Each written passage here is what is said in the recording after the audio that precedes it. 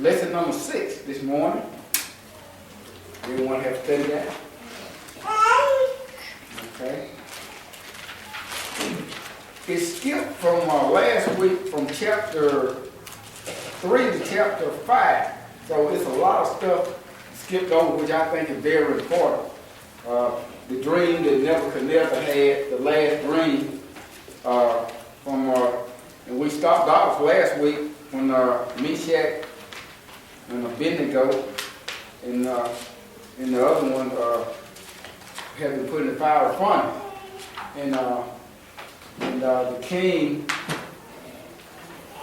saw someone like the Son of God walking around in there. He said, wasn't it 3 we put in there? But they said, I see 4 in there. And he called Meshach and Abednego, and they told him to come out the fire furnace, and they looked at him, and none of the clothes were seen, no hair on their head, they didn't smell like smoke or none of that. And so he granted them part in the kingdom there in Babylon. And also he said that if any of them have anything against, I'm paraphrasing some of the words, that the God that they serve, in other words, they will be punished. And so leave these men alone. They good men, and don't you say nothing else about it. Okay? So in chapter 4, I'm going to just hit some high points because in chapter 3 all the way to chapter 5. Chapter 4 is Nebuchadnezzar. After this had happened, he had another dream. I'm skipping over some of the things. And he called all this in verse. He made a decree. Around verse 6, he made a decree to all the wise men of Babylon before me and the mighty to make known to him the interpretation of the dream that he had had. In verse 7 in chapter 4, he goes on and says, then came the magicians, astrologers, soothsayers, and he told the dream before them, but they did not make known unto me the interpretation thereof. So sometimes it seems like it might make a little sense. You already called these people before and they can't tell you the dream and stuff, and you had already said they were no good and they couldn't do it. Why you keep calling them? But he came to his senses again in verse 8 and he called Daniel, which he should have called Daniel in the beginning. That's what I would have done, in verse 8, but at the last, that you'd be the last result. There's sometimes like, somebody that's going to tell the truth and going to do right about something, they get the last result when they come to get something done on a lot of things. And he said, but at last came Daniel in before me. So after all the rest of them came, whose name was Belshazzar, according to the name of my God, in whom it spirit of the Holy God, and before him I told the dream Satan. So he went on and explained the dream. I ain't gonna read all these verses. I'm going to skip on back to Daniel. And that Daniel was to tell me what the dream was about. And he did tell it as we go on through the chapter. And so, for the sake of time, I'm going to drop down to verses 18. After all of this said, he had told him about it was a tree. And how the tree was, and so he's going to describe what the tree meant and everything. But before I get there, God always, a lot of times, even with his people, he destroyed a lot of his people, but he always leave a remnant. Here, this time here, even though it's talked about the tree, how the tree was going to be hewn down and everything, and in verse 15, in chapter 4, if you have your Bible, verse 15, it says, nevertheless, leave the stump of his root in the earth, even with a a band of iron and bread in the tender grass of the field, and let it went as the dew of wet as dew through the ground, and let the poaching be with the beasts of the grass of the earth. So by him leaving that stump, he was giving him a chance to come back again. We know what's going to happen in this story. We've read it several times before. So if you, or the older people, we know if you cut a tree down and you don't get the stump up, sometime other little trees start growing back up. We got one right up there. Yeah. And it'll replenish itself. But if you want to destroy the whole thing, you need to get the stump up in the roots too.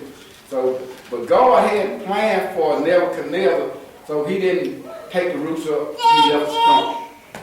But I'm going to drop down to 18, and I'm going to need some of you all to help me read, then we're going to get on into chapter number 5. Now, this is Daniel telling him the dream, what it means. Verse 18, this dream, O king, this dream I, King Nebuchadnezzar, have seen. Now, thou, O Belshazzar, declare the interpretation thereof, for as much as all the wise men of my kingdom are not able to make known unto me the interpretation, but thou art able, for the spirit of the Holy God is in thee. So he know that. Why were you fooling around all these other folks? You know, if I want to get something done, you more or less, and I know it's real serious, and I'm going to go and take it to someone that can get it done, that I believe can get it done. So he know that the spirit of the Holy God is in Daniel. But you go on verse 19. Then Daniel, whose name was Belshazzar, was astonished for an hour. His thoughts troubled him. The king spake and said, Belshazzar, let not the dream or the interpretation thereof trouble thee. Belshazzar answered and said, my lord, the dream to be to them that hate thee, and the interpretation thereof to thine enemies. So he letting them know this is just somebody that hates you.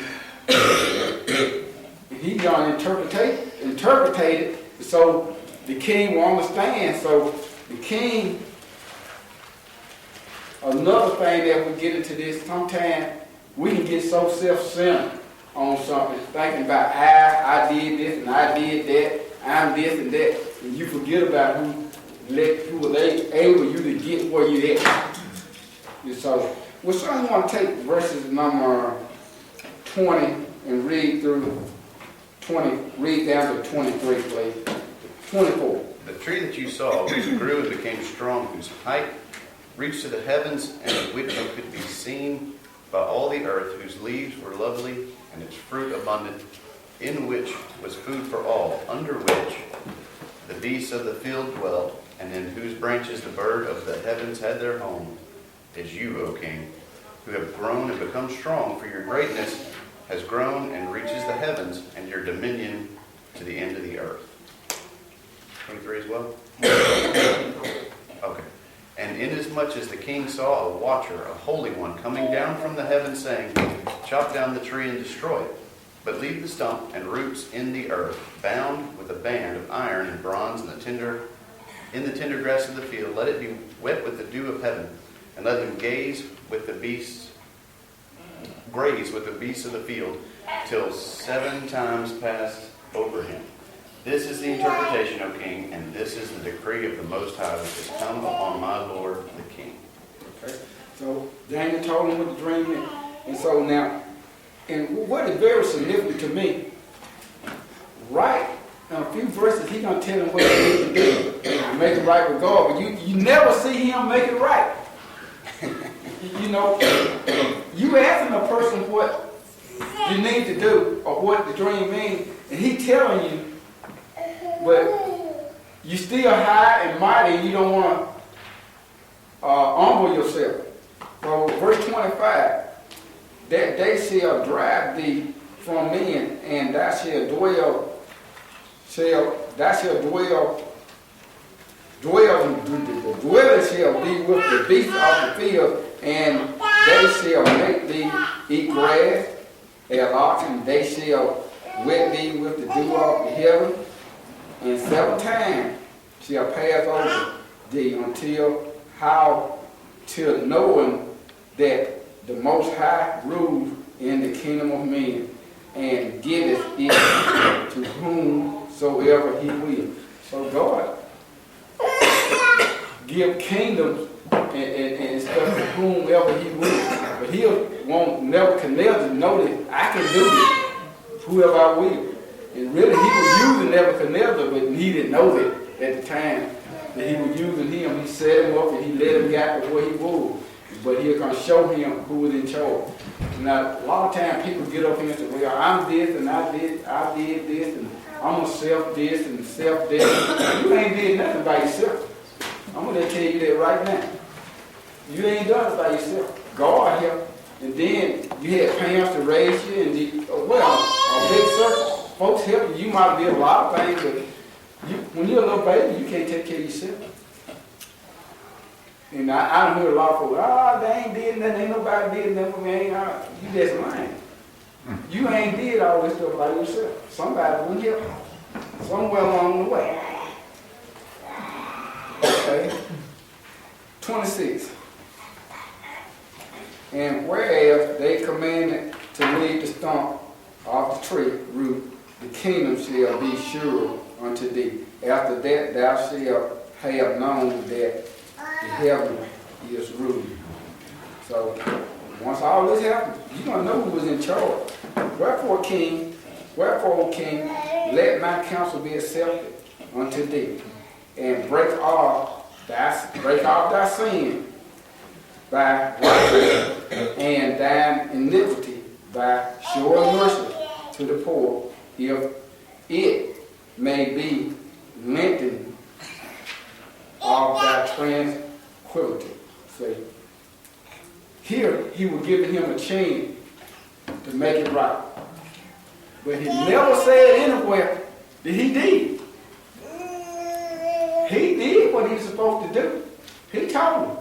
He asked and he told him. You got a chance. 27 said he giving them all opportunity. But it don't say that he did anyway. Now, if someone ever would take from 28 and read to 33, please. All this came upon King Nebuchadnezzar at the end of the 12 months. He was walking about the royal palace of Babylon. The king spoke, saying, Is not this great Babylon that I have built for a royal dwelling by my mighty power and for the honor of my majesty? While the word was still in the king's mouth, a voice fell from heaven. King Nebuchadnezzar, to you it is spoken, the kingdom has departed from you. And they shall drive you from men, and your dwelling shall be filled with the beasts of the field. They shall make you eat grass like oxen, and 7 times shall pass over you, until you know that the Most High rules in the kingdom of men, and gives it to whomever he chooses. That very hour the word was fulfilled concerning Nebuchadnezzar. He was driven from men and ate grass like oxen. His body was wet with the dew of heaven until his hair had grown like eagle's feathers and his nails like bird claws. Okay, so now, a lot of people look at things sometimes and well, he was so young, but he was read. We know that he was king for a long time. But a lot of times we don't know how God can live with people and gave them all kind of opportunity to make it right and do right. And a lot of them won't do it. And then the thing come up on them, and people want to holler, oh him, oh she. I understand that we look at things different sometimes, but every day that God let us live and let us raise us up, he giving us another chance. If you done did something wrong, to make it right. Every day. And that's the way I think about it. I can't say everybody. Every day, he's giving you a chance to make it right if you've done things wrong. For the lack of time, someone pick up at 34 and read through the end of the chapter if you will.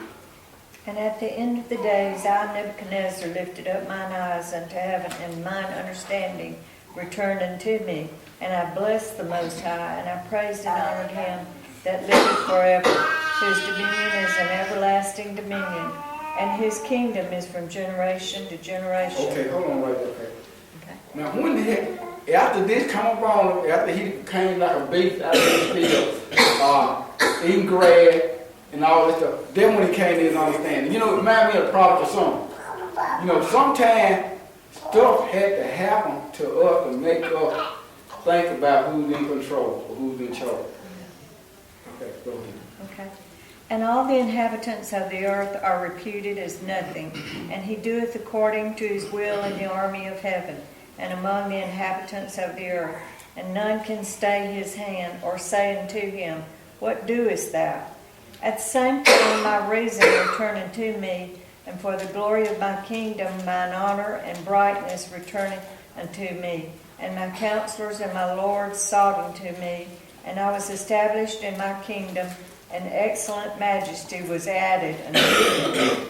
Now I, Nebuchadnezzar, praise and extol and honor the King of heaven, all whose works are true, and his ways judgment, and those that walk in pride he is able to obey.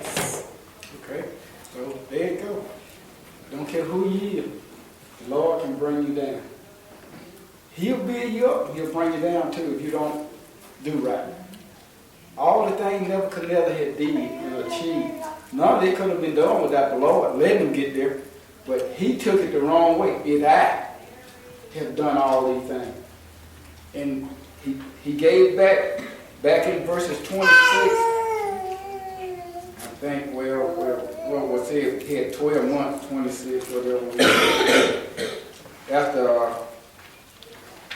Daniel had told him about the length of time, okay, 28, 29, at the end of 12 months. Now, Daniel had told him at the end of 12 months that he had plenty of time. To change. Plenty of time to change. Wiley, if you look, when Daniel came in the first time, nobody, no human, can tell you what you bring. He saw it there. He saw 4 men in the furnace when he only put 3 in there, and they came out smelling like rose. Then this. God had given him 3 major chances to change. And he gave him a year after the last one. So, God said he had to make it for him. You know the question coming. Okay, we're going to chapter 5. But I just couldn't go on without, it was just too much to be left out before we go into chapter 5. Okay, now we're going to talk about a son now. His son got to be king, and he just like his dad. Seems like it should have been. He know what had happened, but seems like he just overlooked it. Sometimes when people get in power and stuff, they just overlook certain things. Okay, verse 1. Belshazzar, the king, made a great feast for 1,000 of his lords, and drank wine in the presence of the 1,000. While he tasted the wine, Belshazzar gave commandment to bring the gold and silver vessels which his father Nebuchadnezzar had taken from the temple which had been in Jerusalem, that the king and his lord and his wife and all in his concubine might drink on them. So really they didn't supposed to be using those anyway, but when you're in charge, you do what you want to do, I guess. You know, so and they not get show what doing what you want to do. You know, so he had a great feast. This Nebuchadnezzar's son, and we know what about finna happen. We done read it, you know, about the handwriting on the wall and all this stuff. But he got scared. You know, it's tickled me. You know, you see these scary shows, you start hands start shaking, your knees start shaking, and everything. When he saw that hand on the wall, just a hand right on the wall, nothing else. You know, so. Will someone take 3 and 4, please?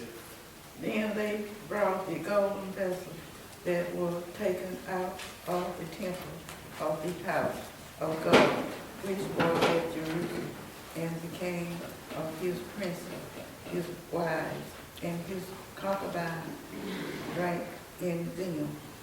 They drank wine and praises the God of gold and silver, brass, of iron, of wood, and of stone. Now, they drink it out of the stuff come out of the Lord's temple. They pray to some other God with these things. The God of gold, the God of silver, the God of bronze, the God of iron, the God of wood. You know, have you been around enough to see what happened? You know, but that's people. You know, I think about the lesson Colin brought Wednesday night. You know, how that man that kept getting every imagination was they thought was just sin. You know, you look at the world today, and it's true. It seems like they just keep getting wicked, and wicked all the time. No, it was back then, but it's the same now. Almost everything you think a man think he can do to get around something, get away with something, he gonna do. All the time. Most people, you know, I can't say everybody, most people, they gonna do it. The whole world is that, yes, that's what happened. Okay? Verse 5. In the same hour, the finger of a man's hand appeared and wrote opposite of the lampstand on the plaster of the wall of the king's palace. And the king saw a part of the hand that wrote. What other part? You don't see nothing but a hand. You're right. So then the king countenance changed, and his throat troubled him, so that the joints of his hips were loose, and his knees knocked against each other. He was very scared when he seen this. You know, there's something you don't see. No, nothing but a hand up there writing on the wall and everything. So, and again, you know, same thing. Someone had to remind him. You know, he wanted to bring all of his counselors in, the smart, wise people in to tell him what the dream means. I wonder was he too little when Daniel was around doing it for his father, or whether he wasn't paying no attention, or what? You know, I don't wonder. It seemed like the reading next, you know, he didn't know or whatever because someone had to tell him. Well, someone take the next two verses. The king cried aloud to bring in the astrologers, the Chaldeans, and the soothsayers. And the king spake and said to the wise men of Babylon, Whosoever shall read this writing and show me the interpretation thereof shall be clothed with scarlet and have chains of gold about his neck, and shall be the third ruler in the kingdom. Then came in all the king's wise men, but they could not read the writing or make known to the king the interpretation thereof. Okay. Well, nobody could do it. But someone remembers someone. See, one thing about it, if you can do something, or you have proven like a false prophet, the true prophet will stay and a false prophet won't. Someone already remembers someone that couldn't. And they always remember someone that could too. Also, it's always a two-way street. But if the old saying, if you tell the truth, you can stick with the truth, and it'll work its way out. But if you lie, you got to keep adding to the lie, and then after a while, you're going to run out of lie. But if you tell the truth, that truth going to stand. You might look bad at first, but if it's the truth, it's going to hold out. Don't care how nobody look at it, how I say it, it's going to hold. Okay, next two verses, please. Then King Belshazzar was greatly troubled. His countenance was changed, and his lords were astonished. The queen, because of the words of the king and his lords, came to the banquet hall. The queen spoke, saying, O king, live forever. Do not let your thoughts trouble you, nor let your countenance change. Okay, so they was worried about it, and the queen were, and a lot of the other ones were, because he was in a stage where he was just terrified. And so she gonna remember someone that can help do these things. And so, going on in verse 11, there's a man in your kingdom in whom the Spirit of the Holy God, and in the days of your father, light and understanding and wisdom, like the wisdom of the God, were found in him. And King Nebuchadnezzar, your father, the king, made him chief of all the magicians, all the Chaldeans and soothsayers. So there's someone that can do this. Your father put him over all the rest of them. So the king said, inasmuch as in counsel spirit, knowledge, understanding, this is what the queen was going on saying about his interpretation, that what Daniel could do. Understanding, interpreting dreams, solving riddles, explaining, he could go on and do all these things you need to know. There's a man that his name is Daniel. Any other question coming in? I wonder why he didn't notice. I mean, we as parents always tell our children things that happened when we were kids, and wow. Yeah. Well, you soon forget. Sometimes, I mean, that was something really, really big, though. Someone interpreting your dreams. That was a real big to do. Yeah. Yeah, but even Nebuchadnezzar would say, praise to the God in heaven, your God, and then the next day he forget all about that and be back with the pagan gods, see? So, Yeah. I mean, his son saw him do that, and he didn't place any value of the God in heaven. Right, they just concerned about their God. God of the wind, the silver, gold, God of water, and all this stuff here. They really didn't care nothing about the real God, be honest, until they needed and he did something for them, Well, what was he? I'm just, it doesn't tell us, but it makes you wonder, where was he when his dad was eating grass like an animal? Yeah, it do make you wonder that. And, I don't know how long a period his dad was out there. It said 7 years, wasn't it? 7 times? 7 times, but I don't know whether that referred to 7 years, or maybe someone got out.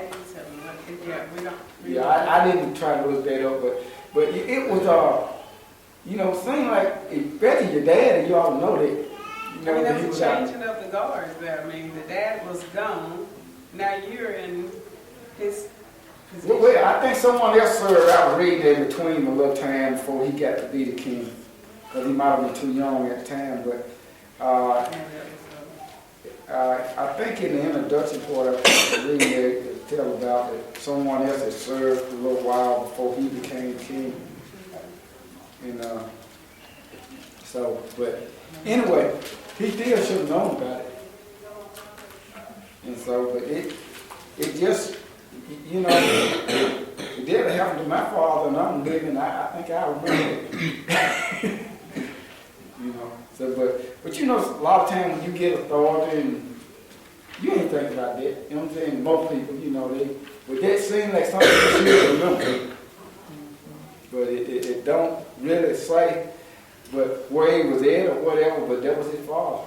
He should have known that would have happened. Any other question coming? But the things that his dad went through and everything, I could grasp that after he go through these things, even he admitted what the real God was, and he brought him back in the previous chapter to prominence. It's all like Job on the scene, once he really came to his senses and said, well, you are the true God and all this stuff, he put him back in power. But it don't say anything else after that, whether he continued to live and praise God or whatever. He just died off, I guess. But it's something for all of us to think about, because you can't do nothing without God. And, you know, and all of us realize this. But, you know, so many people that are outside think you can. You know, I talk to people every day, and the business I am at, you know, it's amazing how many people, they'll come around and they'll talk. And I be saying, how bad all these people is. You know, I remember I was the same way years ago, but I think about it. I said, oh man, how do you think like that? But you have to think about how they're raised up or whatever, you know. But even when I want to tell the truth, when I was in the Baptist way, raised up, a lot of that stuff, I didn't think that stuff was right. You know, my mom used to get mad at me all the time. I used to tell her, I didn't think that ain't right. Because I could figure out reason. I was searching, didn't know, but I knew a lot of things that did wasn't right. I knew that. But, you know, when a person told me, so when you raised up in a house sometimes, you had to keep your mouth sometimes. You know, because you got people over you, and you had to, sometimes on jobs, certain things you had to keep to yourself. And you talk about certain things outside the job. You can't talk about them on the job premises. But is that just the way it is sometimes? But, any question or comment? We've been talking about where Belshazzar was during the, Yeah. what he didn't know about his Nebuchadnezzar. But the introduction to the lesson points out that Nebuchadnezzar was more than likely his grandfather, not his father. That when she Yeah, I agree with referred, that. Go ahead. when she referred to him as his father in that Father, passage, father, it was father. used in the sense of your predecessor. Because that's what says that his mother was probably the daughter of Nebuchadnezzar. And so that was his grandfather. So he wouldn't have known much about it. You know. I have in the next chapter though, in 22, Daniel says, and thou his son, O Belshazzar, hast not humbled thine heart, though thou knewest all this. Mm-hmm. He knew that. He knew something. But his pride was so great, just like Nebuchadnezzar's, he had to be broken, you know. Sometimes, you know, pride comes before falling. You know, we just read that how Nebuchadnezzar was a lot more.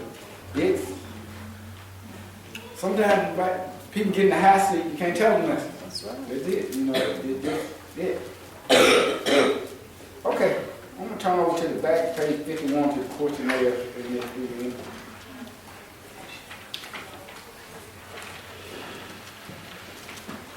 This is very simple. Number one, who was the father of Belshazzar? Nobody knows for sure. The Bible says it was Nebuchadnezzar. Okay, to what did Belshazzar invite the Lord of his kingdom? He invited him to a big ball. Party. What did Belshazzar command to be brought and used by the crowd? The golden cups and things that had been taken from the temple. It should have been used for God. What startling sight caused the king knees knock together?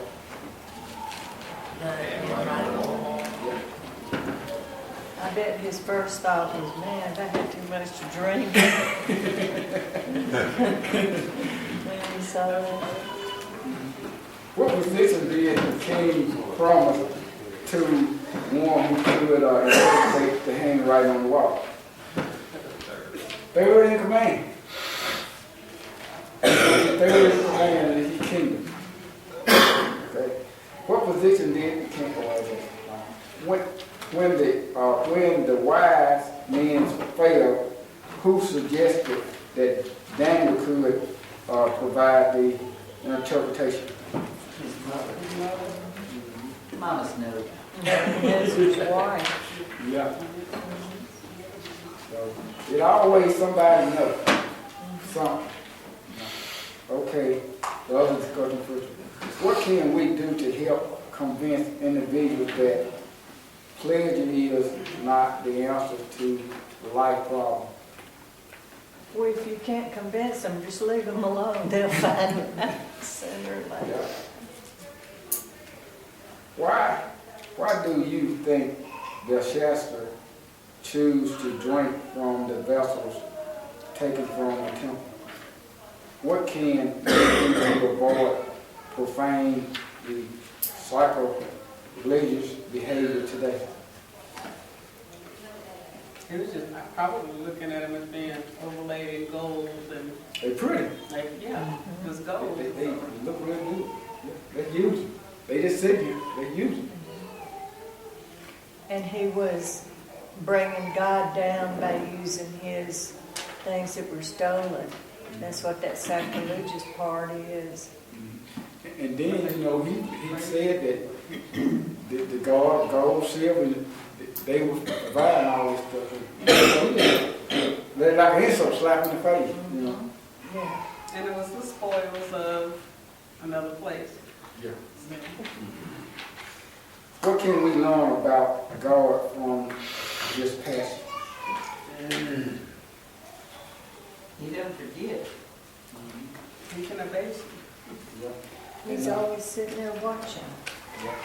And don't take him in vain.